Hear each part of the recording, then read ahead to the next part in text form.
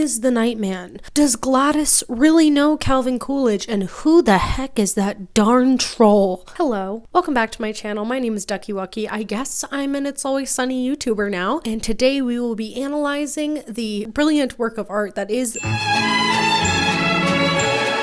Content warning, this video will deal with topics of child abuse, sexual abuse. If this is a video that you can't watch and can't handle, I completely understand, and I'll catch you in the next one. Also, if you are watching this video, I'm going to assume you're already familiar with the canon of It's Always Sunny in Philadelphia, so I'm just going to jump right into it, and we're going to let future Ducky tell us about the origins of the Nightman Cometh.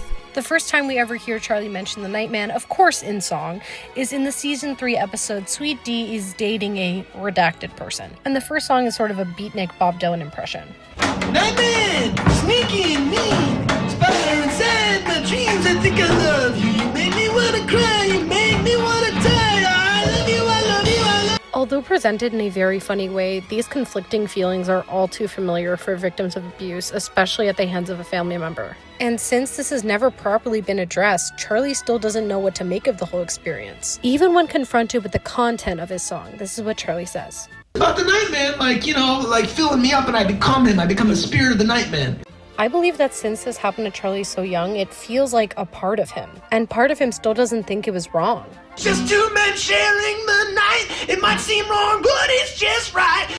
And obviously that is not true, but these are the kinds of false narratives that the perpetrators of abuse will feed to their victims in order to keep them from reaching out for help. Now let's move on to our next origin song. They took you, Nightman, and you don't belong to them.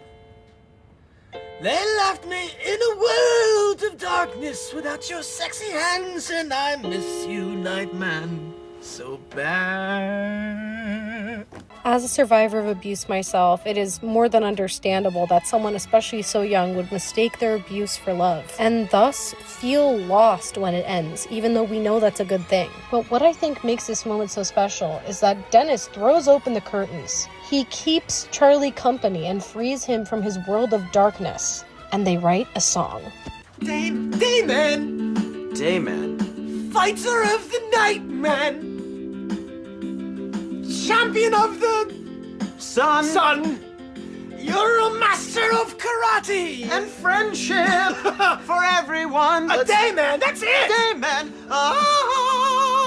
Also, side note, this is possibly the nicest Dennis ever is to Charlie in the entire series. And this moment is so touching, just seeing these friends collaborate. And Charlie getting hope and imagining this Dayman who can fight the Nightman, which I believe is what inspired Charlie to write this musical and take control of his own abuse narrative. With all that said, I'm going to jump into analyzing the musical itself and the episode that surrounds it. So this episode starts, as many great episodes do, with Charlie walking into the bar super excited about his most recent crackpot idea. He comes in guns a-blazing, confidently talking about his musical, talking about how it's going to be awesome, which is very brave to do in front of a group of people who are probably going to shoot you down immediately, which is exactly what happens to Charlie, because the gang immediately interrogates his motives. I must say, the line, "Who is it versus," is one of my favorite lines in the entire show. And in regard to being interrogated for his motives, in the straightforward non-meta narrative of the episode, this is Charlie concealing his ultimate goal, which is to use the play to propose to the waitress by, much like Dennis, demonstrating his value by writing a musical. But from a deeper emotional standpoint, I can see Charlie doing this to create a trauma narrative, which is something I've been encouraged to create in therapy, which is when you create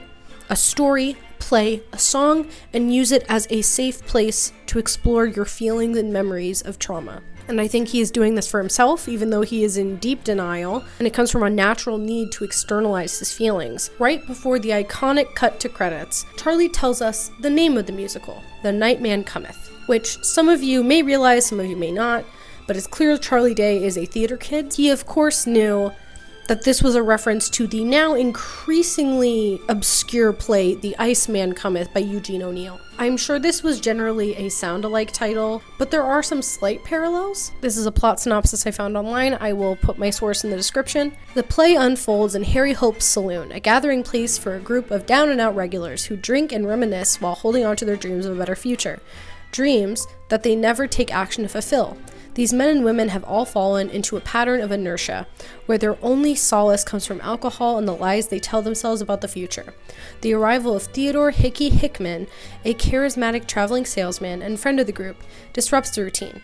Hickey, who has stopped drinking, encourages the bar's regulars to confront the reality of their delusions and let go of their pipe dreams to find peace. As the characters struggle with Hickey's insistency that they face the truth, it becomes clear that Hickey himself harbors a dark secret, which culminates in a shocking confession. The play ultimately reveals the devastating impact of confronting one's own illusions and the necessity of delusion for survival. There's one pretty obvious parallel, which is that It's Always Sunny is also about delusional alcoholics. Mac thinks he's amazing at karate, Dee still thinks she can become an actress, Dennis thinks he's a golden god, and Charlie thinks he has a chance with the woman he has been stalking for years. Perhaps in this instance, Charlie would represent the character of Hickey, trying to convince the other members of the gang to go with him and do something productive, while also harboring his own sort of dark secret, sort of hiding his motives for doing the play. Harry Hope's saloon could obviously be subbed in for Patty's pub, and in the end they realize that their delusions are necessary and go back to the way that things were. But really, I think this is just a sound alike, but there is some interesting parallels. Death of the author. Also, after the credits, I love that we get to spend the majority of the episode in a theater setting. It makes it very unique and distinctive, and it's also just very nostalgic for me as someone who grew up doing theater. I also love how excited Charlie is for his creation. I also don't think we give Artemis enough credit for everything she did for Charlie. Literally transcribing the musical and renting him the space, like, that's really cool of her. This is where our real character analysis and a dive into the show begin. It's very telling to me that Charlie initially wants to cast Mac as the Dayman. This makes perfect sense, since Mac is Charlie's oldest and best friend. This goes directly into a debate I really enjoy seeing amongst Sunny fans. Who do the characters in The Nightman Cometh really represent? The little boy is obviously Charlie, and so by extension we can think the Dayman is also Charlie, but also the Dayman is a master of karate. Charlie has no interest in karate. He's also a master of friendship.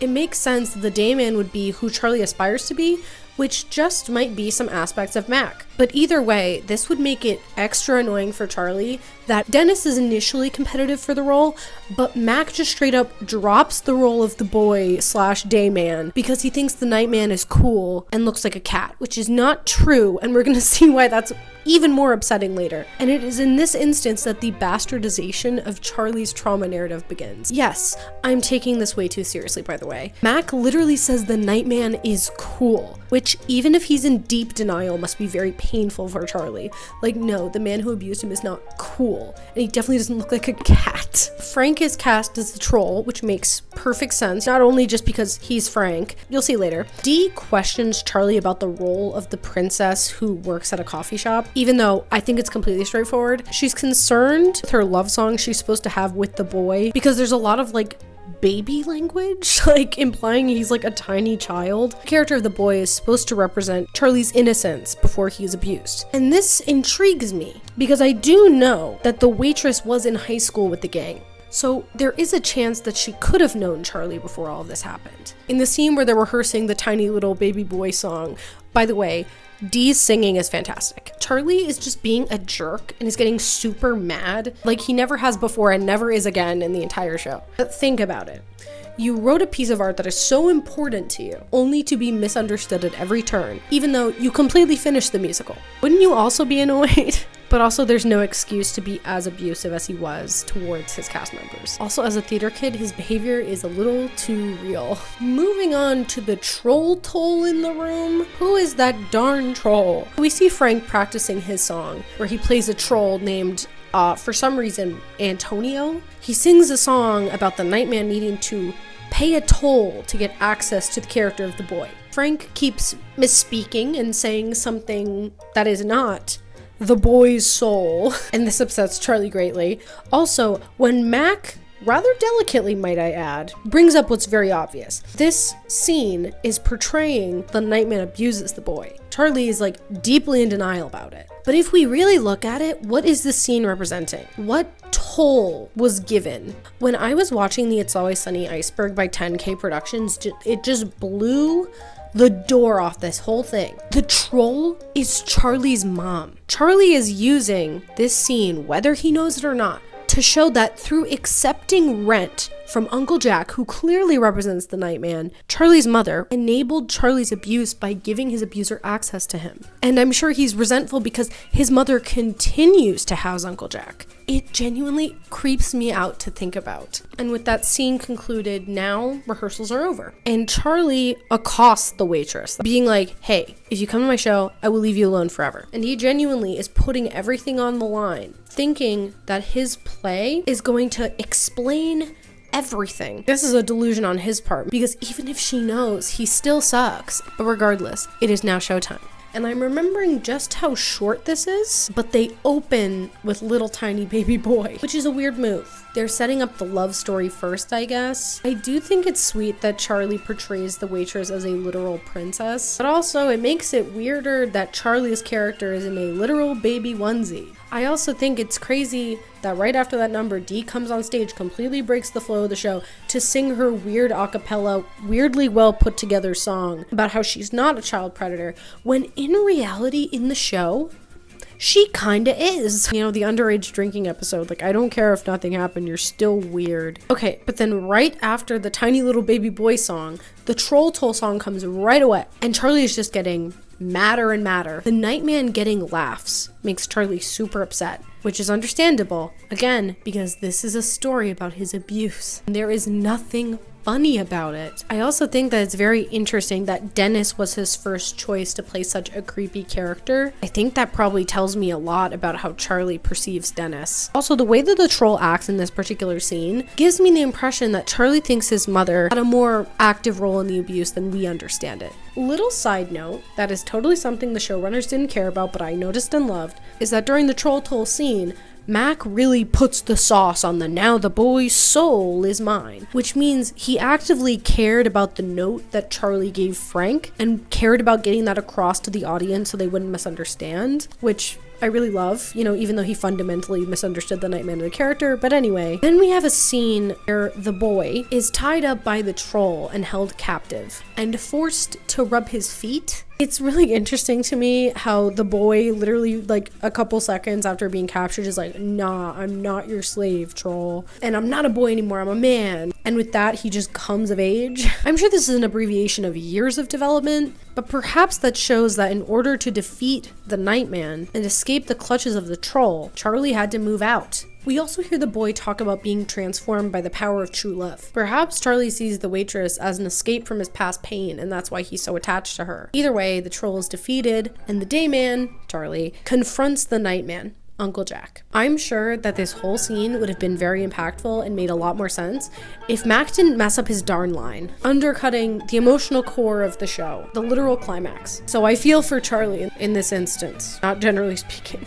In the final number, Dayman, we see Charlie's two dreams personified, the Dayman and the princess, his desire to be with the waitress and his desire to overcome the trauma of his childhood.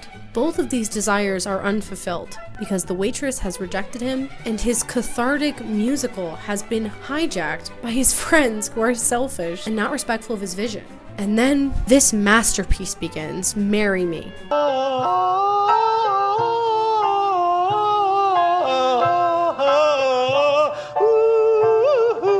Was that little baby boy was me. I once was a boy, but now I am a man. I fought the Nightman, lived as Dayman. Now I'm here to ask for your hand. Probably my favorite song from the entire episode. A complete curveball. Although it was alluded to when Charlie hired Gladys to play the piano because he wouldn't be able to. And at first I was like, was this an interjection on Charlie's part because they were messing up so bad? But the fact that the sun prop was already ready tells me that this was always a part of the plan. The music is great, with a really cool descending chord progression. I love how Charlie is so out of breath in this number because the way that he wrote it gives him zero time to breathe. He asks the waitress through song to marry him, and she, of course, rejects him, leaving his hopes and dreams crushed, his catharsis denied him. So yeah, The Nightman Cometh is like way sadder than you remember. But let me know, do you agree with my interpretation? Do you have any insights you would like to bring to this? Am I just really reading way too into it? And what is your favorite song from The Nightman Cometh? Look forward next episode for a full season 16 retrospective. Alright everyone, thank you so much for watching. I hope that you can subscribe and become a channel member. As of now, we have one incredible channel member. Thank you so much to Andrew Fiore, my boyfriend, for supporting me for only 99 cents a month. That's right, for 99 cents a month, you can become a channel member where you will get a shout out at the end of all my videos and also these really cute emojis and loyalty badges. But even if you don't, I just appreciate that you're here. Subscribe for more and have a great day. And may God bless you. Mwah.